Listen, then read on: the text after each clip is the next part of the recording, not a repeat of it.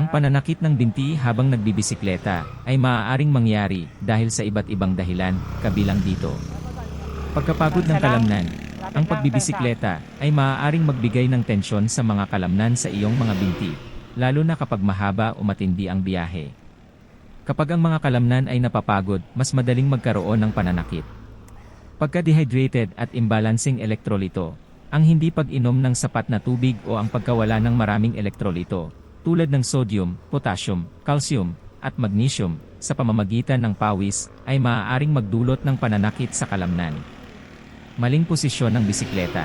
Ang maling pagkakaayos ng bisikleta, tulad ng hindi tamang taas ng upuan o posisyon ng gidon, ay maaaring magdulot ng labis na tensyon sa ilang kalamnan na nagdudulot ng pananakit. Pagiging sobra-sobrang pagod o intensibong pagsisikap, ang pagpupumilit ng sarili ng labis, lalo na sa mga pag-akyat o sprints, ay maaaring magdulot ng pananakit sa mga kalamnan dahil sa mas mataas na demand at tensyon. Kawalan ng maayos na pag-init o pag-aangkin, ang hindi wastong pag-iinit bago magbisikleta o ang pagbaliwala sa pagpa-stretch ng mga kalamnan ay maaaring gawing mas madaling masaktan ang mga ito. Mga underlying na medikal na kalagayan. Ang ilang medikal na kondisyon tulad ng peripheral artery disease, PAD, compression ng mga ugat, o mga metabolic disorder ay maaaring magdulot din ng pananakit sa binti habang nagbibisikleta. Upang maiwasan ang pananakit ng binti habang nagbibisikleta, isaalang-alang ang mga sumusunod na tips.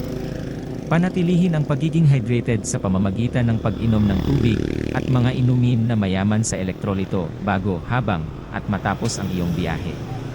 Panatilihin ang balanseng dieta upang masiguro ang sapat na antas ng elektrolito. Pahinahin ng dahan-dahan ang intensidad at haba ng iyong biyahe upang maiwasan ang sobrang pagsisikap. Tiyaking maayos ang pagkakaayos ng bisikleta at isaalang-alang ang pagkuha ng profesional na fitting ng bisikleta kung kinakailangan. Magpainit ng maayos bago magbisikleta at isama ang mga stretching exercises sa iyong routine. Makinig sa iyong katawan at magpahinga kapag kinakailangan upang magpahinga at makarecover.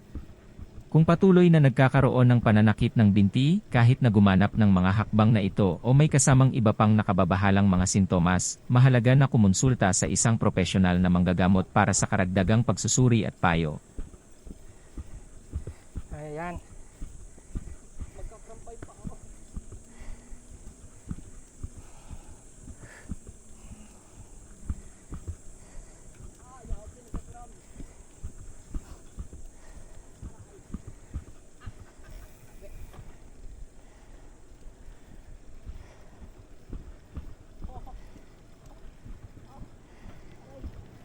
Sakit na.